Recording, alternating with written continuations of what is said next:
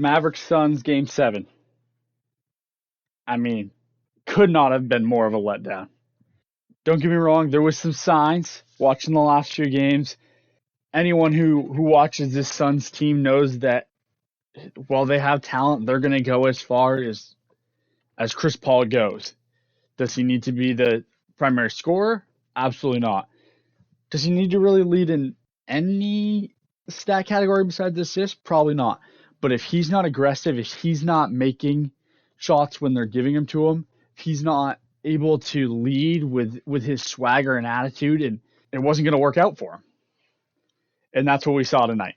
We saw a just putrid performance from that backcourt, from Devin Booker and Chris Paul.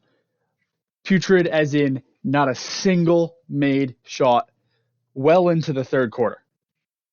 Couple of free throws. That's about it. And you look at final score 123-90, a 33-point game, and really that doesn't even do it justice because it was in the mid-40s when the Suns just decided we won this game. Mavericks as a team shot 57% from the field to the Suns 38, 48% from three to the Suns 35. Out-rebounded them, made all 12 of their free throws. But overall, outside of points in the shooting percentages, rebounds were close, assists are close, turnovers, points off turnovers, essentially the same. It just comes down to one of these teams showed up and hit shots and one team didn't. Luka Doncic, let's give this man some props. 12 for 19 from the floor, 6 for 11 from three with 35 points, a plus 37. Just was unreal. Brunson, great game. 24 points. Over 50% from the field.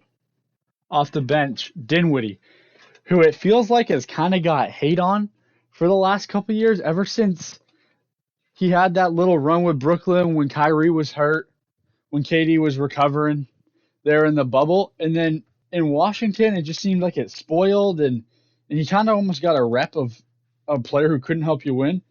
Well, he came off the bench for 11 for 15, for 30 points, for plus 29, and we had Shaquille O'Neal on the broadcast at halftime talking about Spencer Dinwiddie's like Derek Fisher. Now, unless you really watch Derek Fisher and you were old enough to follow those Lakers teams, you might not think that's that big of a deal. Spencer Dinwiddie being compared to Derek Fisher by Shaq himself is a huge deal. Like that, if they get Derek Fisher type out of Spencer Dinwiddie, which I think it's a little bit hyperbole, but that's a legit third or fourth piece for a team that has been struggling to find true pieces that fit Luka. I would have said earlier on in the series that I didn't think Luka was allowing his teammates to succeed. His teammates got a lot of flack the last couple series for not carrying their load, and me personally watching, I looked at it and thought, I don't think this guy is one of the best players in the world is being a great teammate, is putting his role players in positions to succeed. He gave them space to do that today. He allowed a guy like Spencer Dinwiddie to put up 30 in a game where Chris Paul and Devin Booker combined for 21 points with an average plus minus of minus 40. I mean, I wish I had some great inside analysis, but they just got bludgeoned. I mean, I started recording this recap within seconds, and I was thinking about what I was going to say for probably a quarter because it just wasn't close. I think the last thing we gotta really look at going forward is Chris Paul. It's hard to hate on Chris Paul. It really is. I would not back anyone hating on Chris Paul. I think it's remarkable, the second act, the way he's changed his diet, changed the way he's played a little bit, changed just the way he takes care of his body in general to allow him to keep going where a lot of people thought he was done 4 years ago. But the reality is he's in his high 30s. He's worth a lot of money.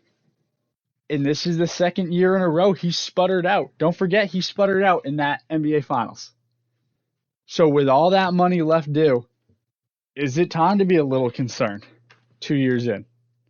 Is it time for Monty Williams, James Johnson, and that crew to take a hard look at how are we managing him through the regular season? Does he need to just, never play a back-to-back? Do they need to say, okay, even if you're perfectly healthy, you're playing 50 games and you're going to be really rested? Do you think maybe looking back on it, best record in the West?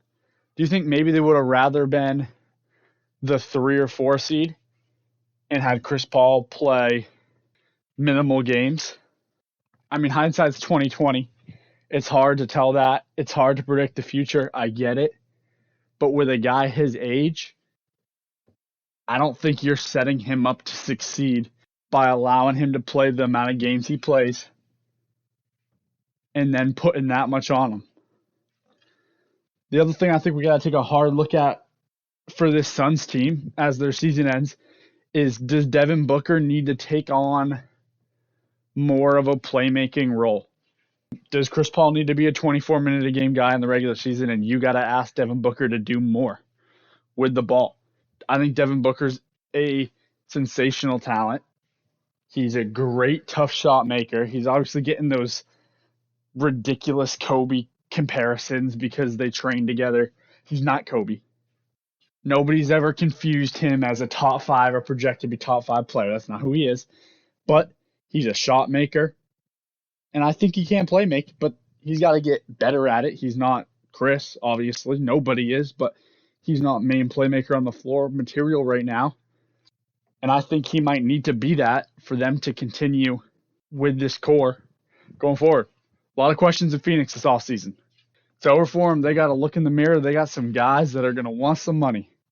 I don't think they handled their re-signings great. I won't touch on that too much because I'm sure we'll do a bunch of NBA offseason stuff when that time comes. But it's something they got to look at.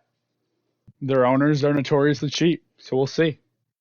But all in all, just an incredible, like I said, beat down by the Mavericks. Did the Suns play great? Absolutely not. They played terrible, but they get another 20, 25 points, and we're still looking at a Suns win here because they just played that well tonight. It's going to be an exciting series coming up.